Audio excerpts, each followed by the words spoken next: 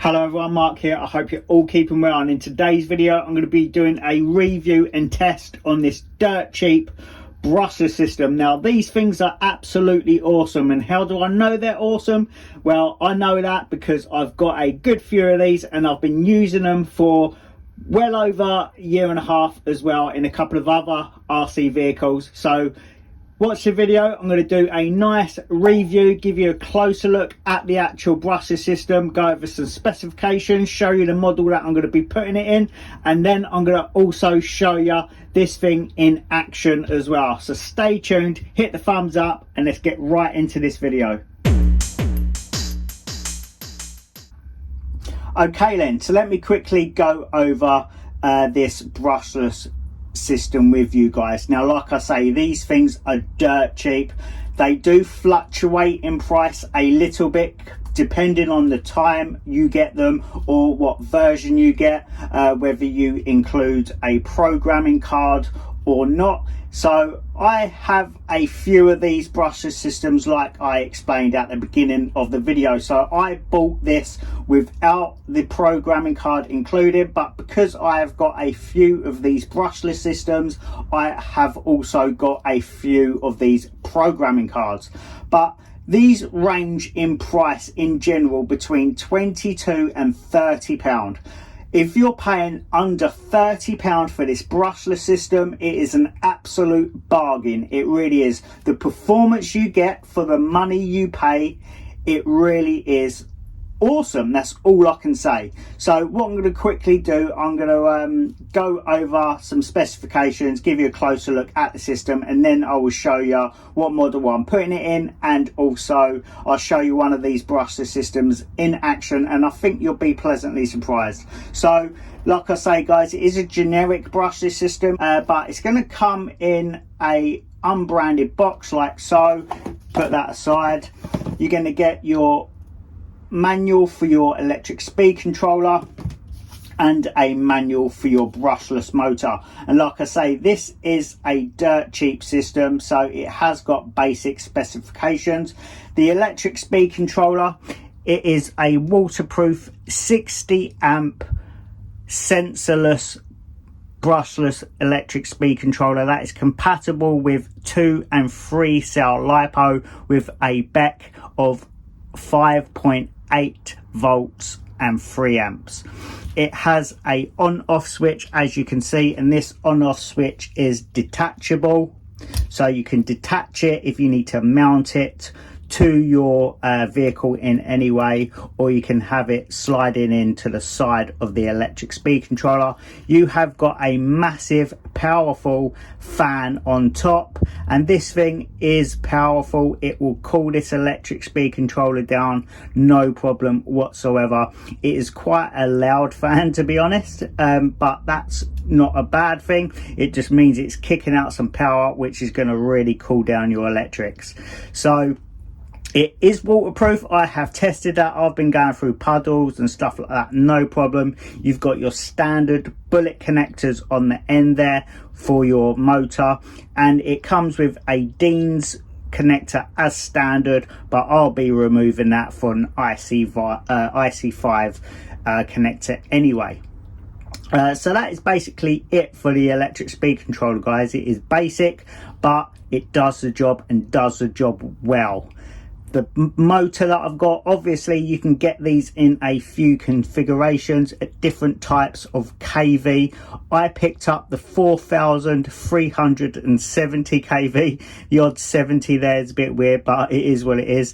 Now the motor is waterproof as well. It's kind of like a sealed motor. It says it's a 540 size. Now what I will say guys, these things are not true 540 size motors, because you've got this heat sink going around the actual motor. It does make the core of the motor just a tiny bit smaller, but like I say, I will show you the monster truck that I put this in, and you ain't got to really worry about power anyway. But I'm going to be putting this in a touring car, as it's quite high kV rating, so I want more speed than torque in that little thing. You've got a 3mm shaft, as you can see there. just your standard size shaft. Overall, the quality is really nice. Like I say, for the money, you can't go wrong. You really can't. You've got strong flexi cables, so you ain't got to worry about bending them and splitting the cables. So let's quickly go over the programming card. The programming card obviously is for the electric speed controller.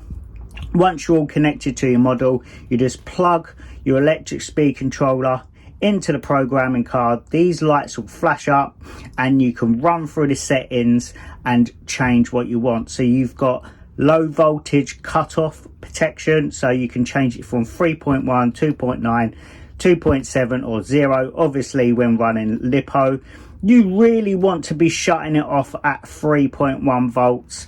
In my opinion, 2.9 is a little low, so you really want it to be shutting off at 3.1. You've got start mode. So start mode is just basically your punch, how much instant torque you're going to be getting when you pull that trigger. So you've got medium, soft and strong. You've got your max brake force, so basically how hard you brake, running from 25 all the way up to 100%.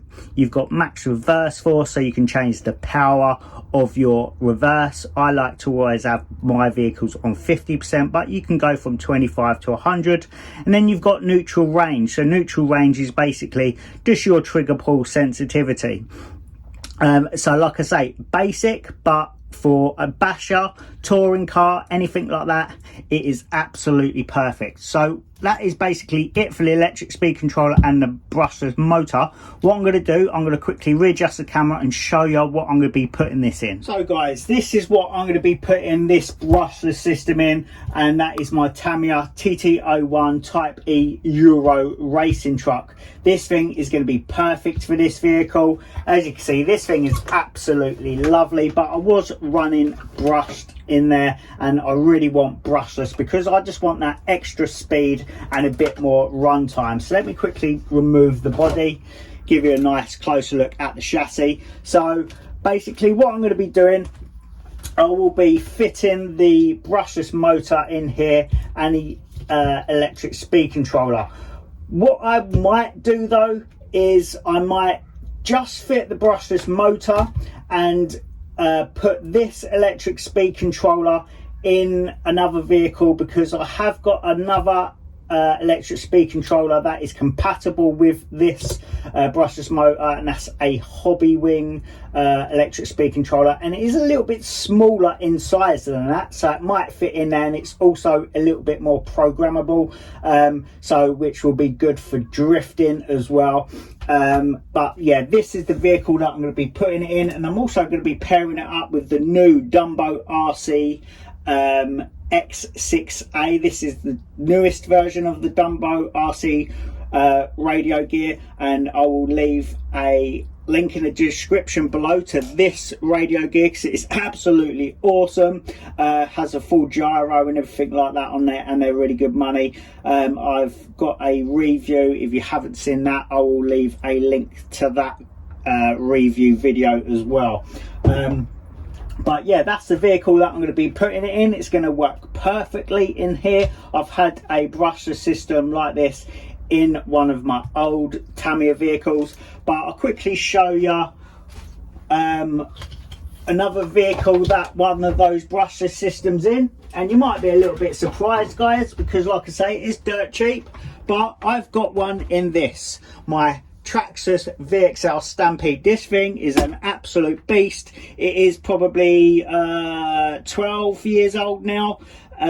Obviously the VXL Traxxas system that was in this vehicle blew up a long time ago, so I just replaced it with one of those dirt cheap brushless systems, but this one has the silver motor version, and this thing absolutely rips. I will leave a video showing you this thing in action, and I think you'll be pleasantly surprised guys on the performance you're going to get from such a dirt cheap brushless system.